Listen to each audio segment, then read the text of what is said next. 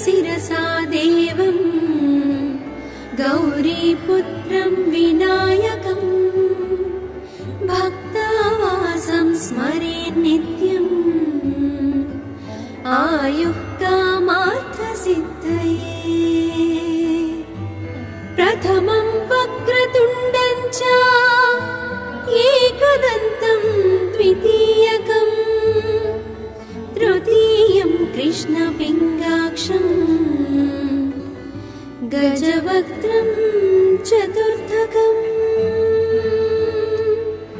लम्बोदरं पञ्चमं च षष्ठं विकटमेव च सप्तमं विघ्नराजं च धूम्रवर्णं तथाष्टमम् नवमं फालचन्द्रं च दशमं तु विनायकम् एकादशं गणपतिं द्वादशं तु गजाननम् द्वादशैतानि नामानि त्रिसन्ध्यं यः पठेन्नरः न च विघ्नभयं तस्य सर्वसिद्धिकरं प्रभो। विद्यार्थी लभते विद्यां धनार्थी लभते धनम् पुत्रार्थी लभते पुत्रान् मोक्षार्थी लभते गतिम् जपेत् गणपति स्तोत्रम् षट्भिर्मासैः फलं लभेत् संवत्सरेण सिद्धिं च लभते नात्र संशयः। अष्टभ्यो ब्राह्मणेभ्यश्च लिखित्वा यः समर्पयेत् तस्य विद्या भवेत् सर्वा गणेशस्य प्रसादतः। तस्य विद्या भवेत् सर्वा गणेशस्य प्रसादतः इति श्रीनारदपुराणे सङ्कटनाशन गणेशस्तोत्रं सम्पूर्णम्।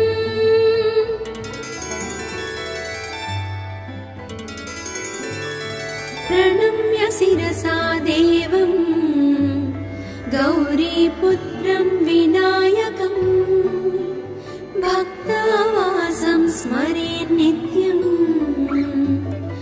आयुः कामार्थसिद्धये। प्रथमं वक्रतुण्डं च एकदन्तं द्वितीयकं तृतीयं कृष्णपिङ्गाक्षं गजवक्त्रं चतुर्थकम् लम्बोदरं पञ्चमं च षष्ठं विकटमेव च सप्तमं विघ्नराजं च धूम्रवर्णं तथाष्टमम् नवमं फालचन्द्रं च दशमं तु विनायकम् एकादशं गणपतिं द्वादशं तु गजाननम् द्वादशैतानि नामानि त्रिसन्ध्यं यः पठेन्नरः न च विघ्नभयं तस्य सर्वसिद्धिकरं प्रभो। विद्यार्थी लभते विद्यां धनार्थी लभते धनम् पुत्रार्थी लभते पुत्रान् मोक्षार्थी लभते गतिम्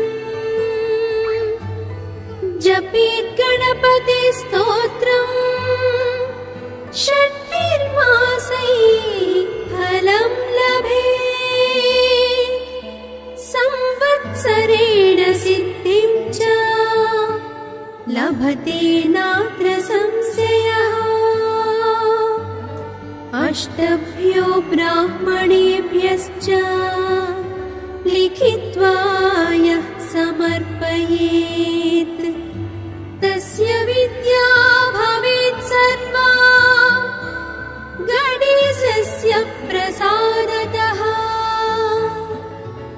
तस्य विद्या भवेत् सर्वा गणेशस्य प्रसादतः। इति श्रीनारदपुराणे सङ्कटनाशन गणेशस्तोत्रं सम्पूर्णम्।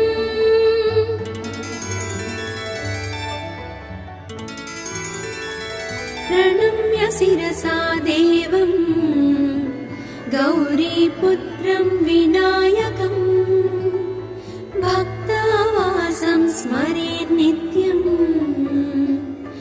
आयुः कामार्थसिद्धये। प्रथमं वक्रतुण्डं च एकदन्तं द्वितीयकं तृतीयं कृष्णपिङ्गाक्षं गजवक्त्रं चतुर्थकम् लम्बोदरं पञ्चमं च षष्ठं विकटमेव च सप्तमं विघ्नराजं च धूम्रवर्णं तथाष्टमम् नवमं फालचन्द्रं च दशमं तु विनायकम् एकादशं गणपतिं द्वादशं तु गजाननम् द्वादशैतानि नामानि त्रिसन्ध्यं यः पठेन्नरः न च विघ्नभयं तस्य सर्वसिद्धिकरं प्रभो। विद्यार्थी लभते विद्यां धनार्थी लभते धनम् पुत्रार्थी लभते पुत्रान् मोक्षार्थी लभते गतिम्। जपेत् गणपति स्तोत्रम् षट्भिर्मासैः फलं लभेत् संवत्सरेण सिद्धिं च लभते नात्र संशयः। अष्टभ्यो ब्राह्मणेभ्यश्च लिखित्वा यः समर्पयेत् तस्य विद्या भवेत् सर्वा गणेशस्य प्रसादतः। तस्य विद्या भवेत् सर्वा गणेशस्य प्रसादतः। इति श्रीनारदपुराणे सङ्कटनाशन गणेशस्तोत्रं सम्पूर्णम्।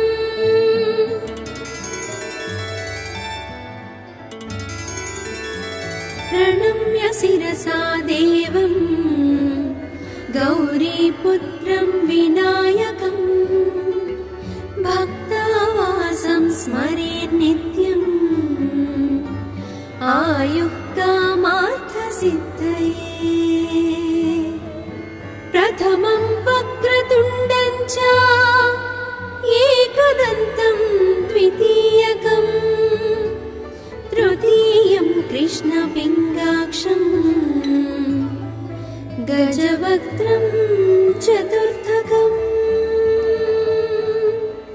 लम्बोदरं पञ्चमं च षष्ठं विकटमेव च सप्तमं विघ्नराजं च धूम्रवर्णं तथाष्टमम्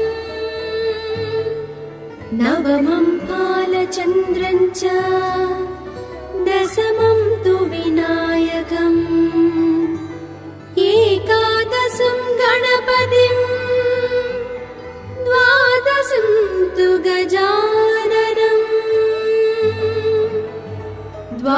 द्वादशैतानि नामानि त्रिसन्ध्यं यः पठेन्नरः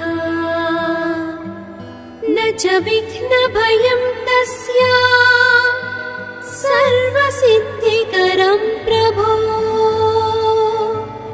विद्यार्थी लभते विद्यां धनार्थी लभते धनम् पुत्रार्थी लभते पुत्रान् मोक्षार्थी लभते गतिम् जपेत् गणपति स्तोत्रम् षट्भिर्मासैः फलं लभेत् संवत्सरेण सिद्धिं च लभते नात्र संशयः अष्टभ्यो ब्राह्मणेभ्यश्च लिखित्वा यः समर्पयेत् तस्य विद्या भवेत् सर्वा गणेशस्य प्रसादतः तस्य विद्या भवेत् सर्वा गणेशस्य प्रसादतः इति श्रीनारदपुराणे सङ्कटनाशन गणेशस्तोत्रं सम्पूर्णम्।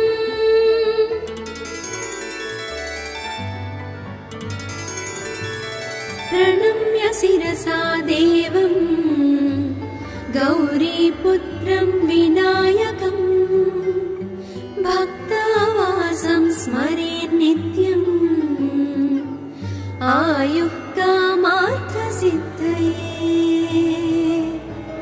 प्रथमं वक्रतुण्डं च एकदन्तं द्वितीयकम् तृतीयं कृष्णपिङ्गाक्षं गजवक्त्रं चतुर्थकम् लम्बोदरं पञ्चमं च षष्ठं विकटमेव च सप्तमं विघ्नराजं च धूम्रवर्णं तथाष्टमम् नवमं फालचन्द्रं च दशमं तु विनायकम् एकादशं गणपतिं द्वादशं तु गजाननम्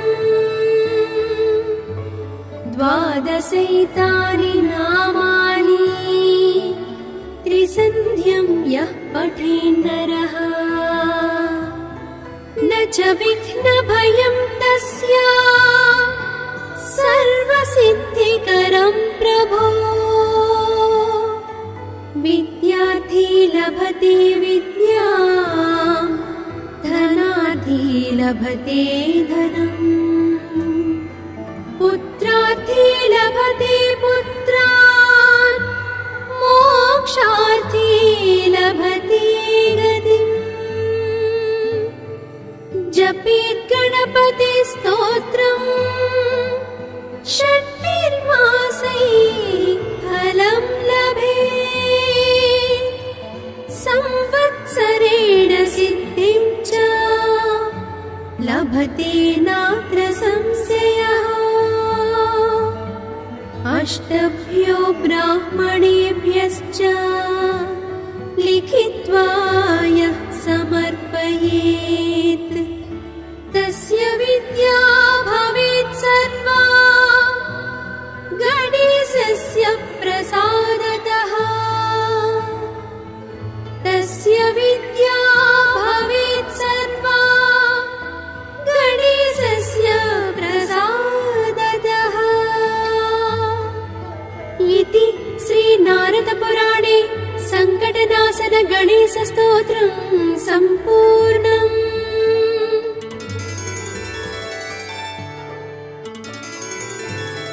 प्रणम्य शिरसा देवं गौरीपुत्रं विनायकं भक्तावासं स्मरेन् नित्यम्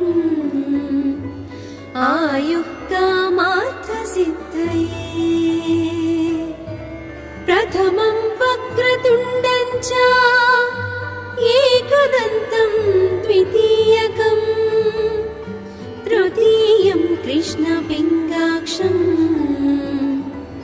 गजवक्त्रं चतुर्थकम् लम्बोदरं पञ्चमं च षष्ठं विकटमेव च सप्तमं विघ्नराजं च धूम्रवर्णं तथाष्टमम्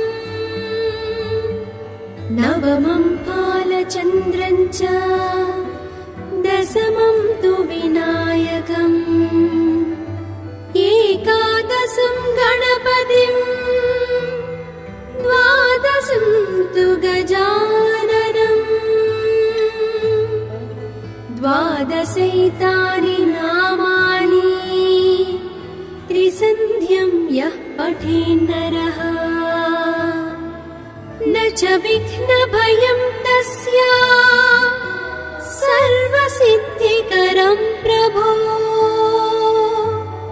विद्यार्थी लभते विद्यां धनार्थी लभते धनम् पुत्रार्थी लभते पुत्रान् मोक्षार्थी लभते गतिम् जपेत् गणपति स्तोत्रम् षट्भिर्मासैः फलं लभेत् संवत्सरेण सिद्धिं च लभते नात्र संशयः अष्टभ्यो ब्राह्मणेभ्यश्च लिखित्वा यः समर्पयेत् तस्य विद्या भवेत् सर्वा गणेशस्य प्रसादतः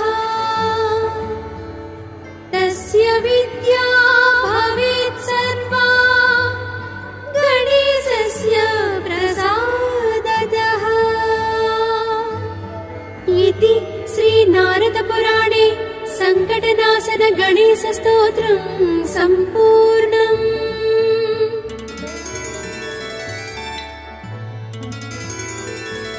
प्रणम्य शिरसा देवं गौरीपुत्रं विनायकं भक्तावासं स्मरेन् नित्यम् आयुः कामार्थसिद्धये प्रथमं वक्रतुण्डं च एकदन्तं द्वितीयकम् तृतीयं कृष्णपिङ्गाक्षम् गजवक्त्रं चतुर्थकम् लम्बोदरं पञ्चमं च षष्ठं विकटमेव च सप्तमं विघ्नराजं च धूम्रवर्णं तथाष्टमम् नवमं बालचन्द्रं च दशमं तु विनायकम् एकादशं गणपतिं द्वादशं तु गजाननम् द्वादशैतानि नामानि त्रिसन्ध्यं यः पठेन्नरः न च विघ्नभयं तस्य सर्वसिद्धिकरं प्रभो विद्यार्थी लभते विद्यां धनार्थी लभते धनम् पुत्रार्थी लभते पुत्रान् मोक्षार्थी लभते गतिम् जपेत् गणपति स्तोत्रम् षट्भिर्मासैः फलं लभेत् संवत्सरेण सिद्धिं च लभते नात्र संशयः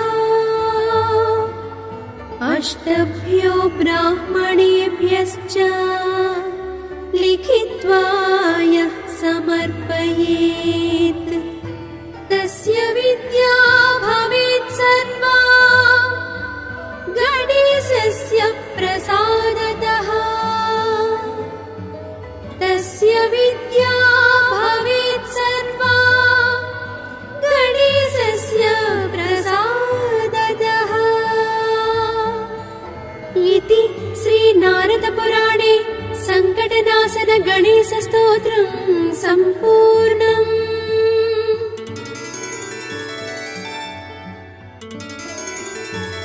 प्रणम्य शिरसा देवं गौरीपुत्रं विनायकं भक्तावासं स्मरेन् नित्यम् आयुः कामार्थसिद्धये। प्रथमं वक्रतुण्डं च एकदन्तं द्वितीयकं तृतीयं कृष्णपिङ्गाक्षं गजवक्त्रं चतुर्थकम् लम्बोदरं पञ्चमं च षष्ठं विकटमेव च सप्तमं विघ्नराजं च धूम्रवर्णं तथाष्टमम् नवमं फालचन्द्रं च दशमं तु विनायकम् एकादशं गणपतिं द्वादशं तु गजाननम् द्वादशैतानि नामानि त्रिसन्ध्यं यः पठेन्नरः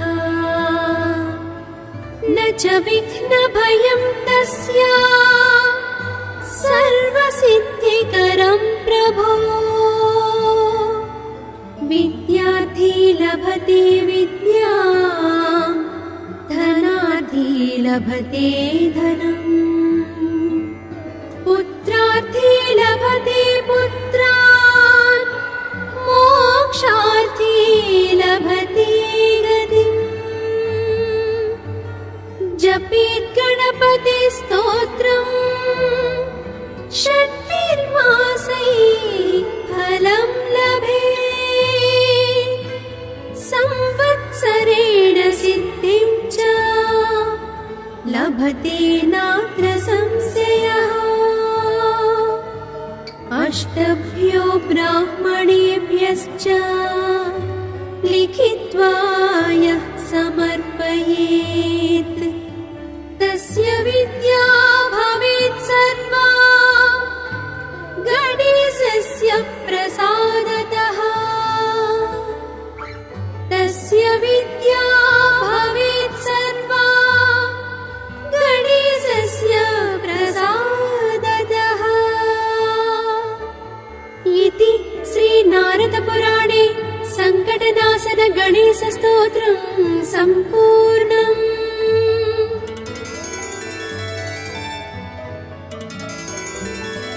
प्रणम्य शिरसा देवं गौरीपुत्रं विनायकं भक्तावासं स्मरेन् नित्यम् आयुः कामार्थसिद्धये। प्रथमं वक्रतुण्डं च एकदन्तं द्वितीयकम् तृतीयं कृष्णपिङ्गाक्षं गजवक्त्रं चतुर्थकम् लम्बोदरं पञ्चमं च षष्ठं विकटमेव च सप्तमं विघ्नराजं च धूम्रवर्णं तथाष्टमम् नवमं फालचन्द्रं च दशमं तु विनायकम् एकादशं गणपतिं द्वादशं तु गजाननम्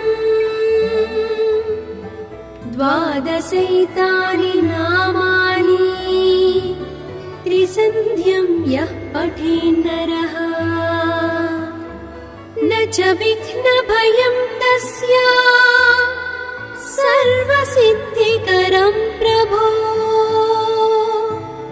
विद्यार्थी लभते विद्यां धनार्थी लभते धनम् पुत्रार्थी लभते पुत्रान् मोक्षार्थी लभते गतिम् जपेत् गणपति स्तोत्रम् षट्भिर्मासैः फलं लभेत् संवत्सरेण सिद्धिं च लभते नात्र संशयः अष्टभ्यो ब्राह्मणेभ्यश्च लिखित्वा यः समर्पयेत् तस्य विद्या भवेत् सर्वा गणेशस्य प्रसादतः तस्य विद्या भवेत् सर्वा गणेशस्य प्रसादतः इति श्रीनारदपुराणे सङ्कटनाशन गणेशस्तोत्रं सम्पूर्णम्।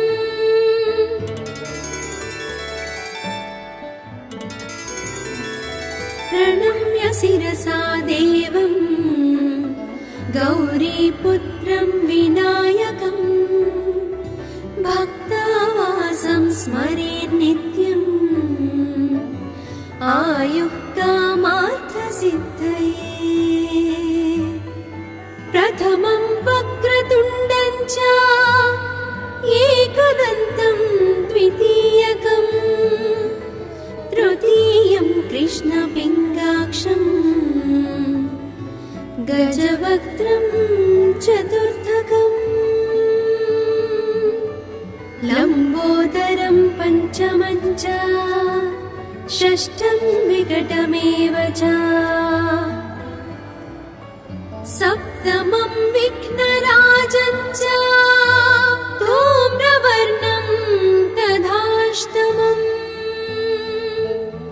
नवमं फालचन्द्रं च दशमं तु विनायकम् एकादशं गणपतिं द्वादशं तु गजाननम् द्वादशैतानि नामानि त्रिसन्ध्यं यः पठेन्नरः न च विघ्नभयं तस्य सर्वसिद्धिकरं प्रभो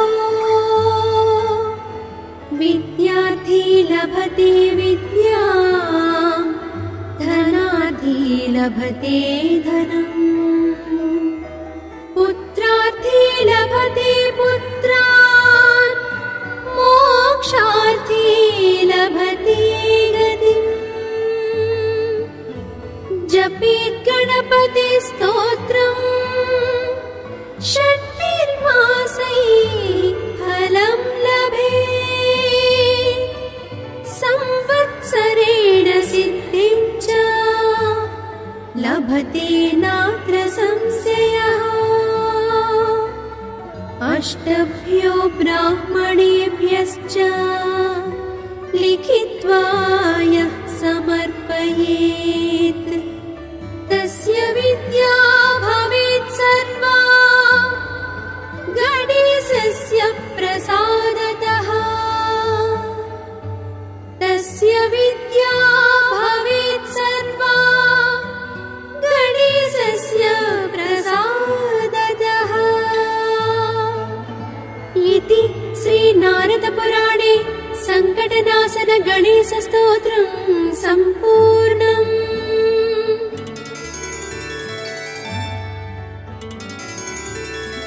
प्रणम्य शिरसा देवं गौरीपुत्रं विनायकं भक्तावासं स्मरेत् नित्यम्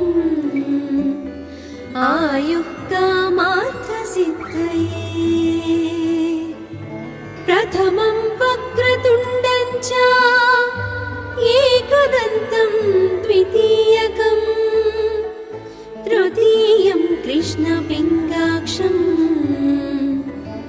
गजवक्त्रं चतुर्थकम्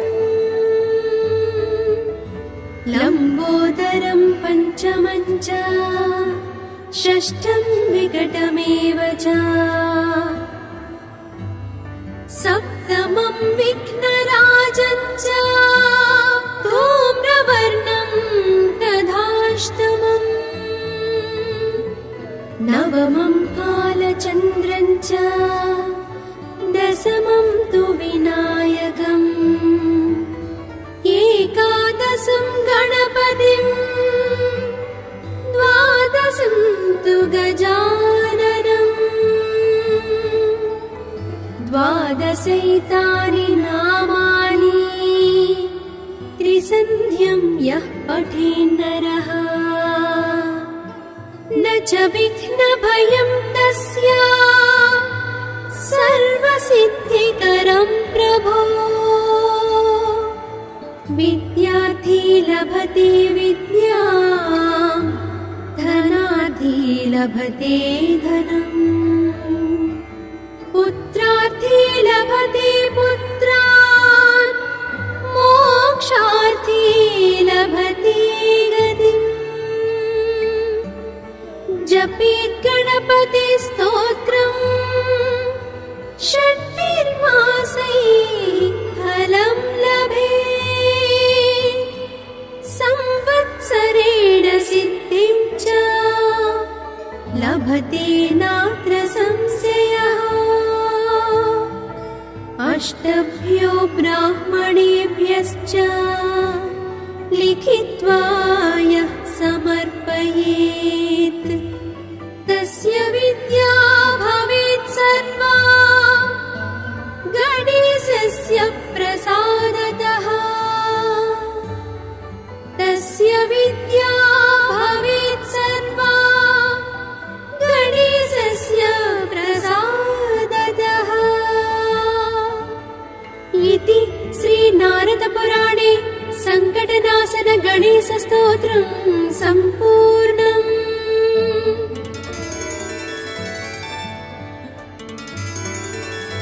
प्रणम्य शिरसा देवं गौरीपुत्रं विनायकं भक्तावासं स्मरेन् नित्यम् आयुः कामार्थसिद्धये प्रथमं वक्रतुण्डं च एकदन्तं द्वितीयकम् तृतीयं कृष्णपिङ्गाक्षम् गजवक्त्रं चतुर्थकम् लम्बोदरं पञ्चमं च षष्ठं विकटमेव च सप्तमं विघ्नराजं च धूम्रवर्णं तथाष्टमम् नवमं फालचन्द्रं च दशमं तु विनायकम् एकादशं गणपतिं द्वादशं तु गजाननम् द्वादशैतानि नामानि त्रिसन्ध्यं यः पठेन्नरः न च विघ्नभयं तस्य सर्वसिद्धिकरं प्रभो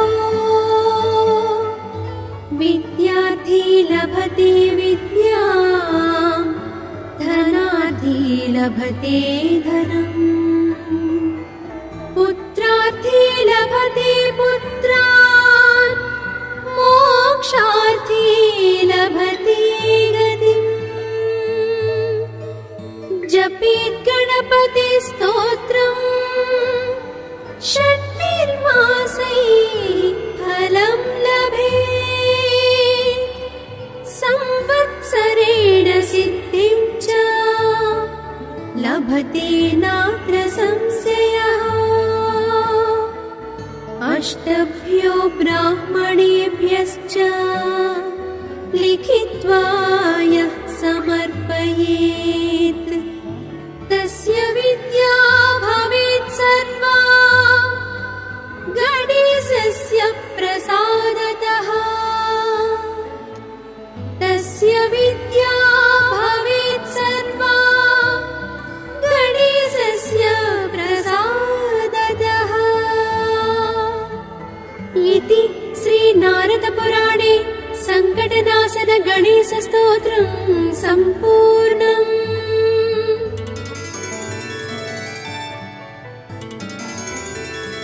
प्रणम्य शिरसा देवम् गौरीपुत्रं विनायकम् भक्तावासं स्मरेन् नित्यम् आयुः कामार्थसिद्धये। प्रथमं वक्रतुण्डं च एकदन्तं द्वितीयकम् तृतीयं कृष्णपिङ्गाक्षम् गजवक्त्रं चतुर्थकम् लम्बोदरं पञ्चमं च षष्ठं विकटमेव च सप्तमं विघ्नराजं च धूम्रवर्णं तथाष्टमम् नवमं बालचन्द्रं च दशमं तु विनायकम् एकादशं गणपतिं द्वादशं तु गजाननम् द्वादशैतानि नामानि त्रिसन्ध्यं यः पठेन्नरः न च विघ्नभयं तस्य सर्वसिद्धिकरं प्रभो। विद्यार्थी लभते विद्यां धनार्थी लभते धनम् पुत्रार्थी लभते पुत्रान् मोक्षार्थी लभते गतिम्। जपेत् गणपति स्तोत्रम् षट्भिर्मासैः फलं लभेत् संवत्सरेण सिद्धिं च लभते नात्र संशयः। अष्टभ्यो ब्राह्मणेभ्यश्च लिखित्वा यः समर्पयेत् तस्य विद्या भवेत् सर्वा गणेशस्य प्रसादतः। तस्य विद्या भवेत् सर्वा गणेशस्य प्रसादतः। इति श्रीनारदपुराणे सङ्कटनाशन गणेशस्तोत्रम् सम्पूर्णम्।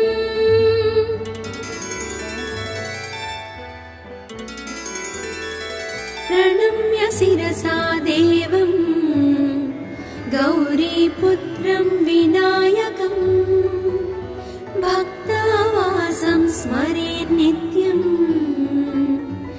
आयुः कामार्थसिद्धये। प्रथमं वक्रतुण्डं च एकदन्तं द्वितीयकम् तृतीयं कृष्णपिङ्गाक्षम् गजवक्त्रं चतुर्थकम् लम्बोदरं पञ्चमं च षष्ठं विकटमेव च सप्तमं विघ्नराजं च धूम्रवर्णं तथाष्टमम् नवमं बालचन्द्रं च दशमं तु विनायकम् एकादशं गणपतिं द्वादशं तु